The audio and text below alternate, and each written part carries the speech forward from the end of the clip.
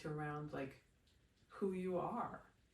I have pieces that really would continue to live beyond you and to be passed down, and somebody would say, oh yeah, I remember her wearing that. That's a fun thing. And it can mean a lot to people.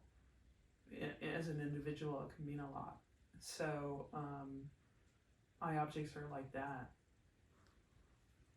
So chainmail has this connotation about it because it was used in war, it was used under armor, it has a historical reference. So my work also has a historical reference. But here's the thing I really want everyone to know. I call it authentic metal lace. The reason I call it metal lace is because the way I'm creating with it gives it a more feminine, softer quality, and a quality that has its own mysterious feeling around it. And that feeling can be empowering. I've put pieces on people and they've had this sensation that they could then have the conversation that they've been avoiding with that person, because it wasn't going to be an easy conversation. These pieces kind of have a sense of giving you the security to be able to move forward in a new way, to be able to move forward in a way that is okay for you.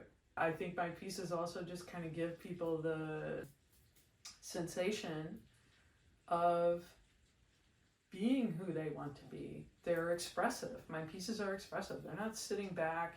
It's not a typical piece. It means that people will see you and people will ask questions.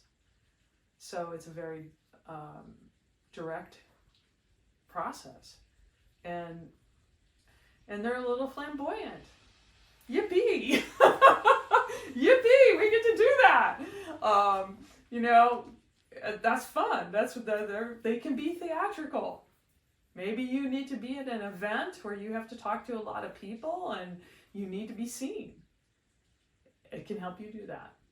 This is some of my earlier work. This is a wall sculpture. These are actually electroformed copper. And electroforming is a pretty unusual technique, but it's kind of like how they do babies' shoes, where they metal plate them.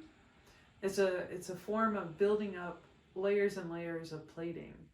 So this initially started as a wax, and then I put a electrical conductive paint on the wax, and then it's in a bath. I know this is way too complicated. It sits in a bath, and an electrode is turned on, electricity is turned on, an electrode is turned on. And the copper particles, there's also a copper plate in there, and those copper particles come off the copper and go onto the electrically conductive paint. So this is like layers and layers of tiny little copper particles. It looks heavy, it looks thick, but if I turned it to the side, you can see that it is a very thin sheet. It weighs hardly anything. But so this is one of my earlier pieces. It's kind of collage-like here because I have the copper, I have these hawthorns, and there's a metal plate in the center. This is part of a series called The Agony of Loss. And it was just a really difficult time for me. I was going through a divorce. So, as again, everybody puts their energy into their art. It's sort of my way of working through the emotions. I mean, that's how they come through. It's a powerful piece.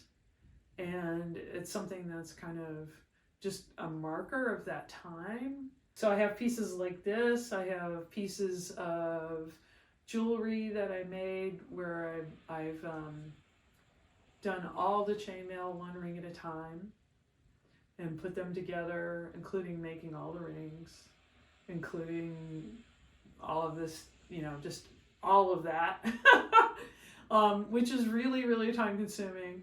But I was much younger. I was much younger, and I think you just go through processes where you find things out of what works and what doesn't work, and you need to explore more because you're kind of learning what the fabric and the material can do for you, and how does it feel in your hands, and how does it form. It's kind of necessary to have like a long span of time in some ways to get to the point where you can create like a big dress.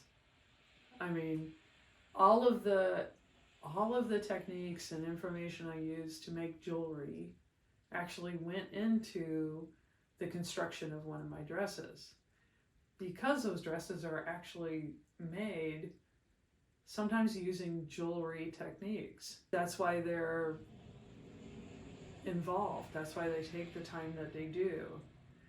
They're not going to be a fast piece. Making a bigger piece is always a bit of a challenge, and it's more interesting for me, and I kind of like working in the two different scales. The jewelry can be faster, I can see the result quicker. The bigger pieces are like sitting somewhere in their stage, in their morphosis, kind of, and they're not going to be finished that fast.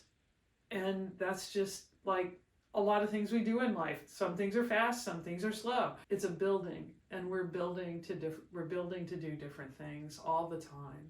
Every day something new is happening, something is being created, something is forming. That's my process. My body is in with my art, the whole thing, the whole picture, all of it. They're not separate to me. My art is a part of who I am.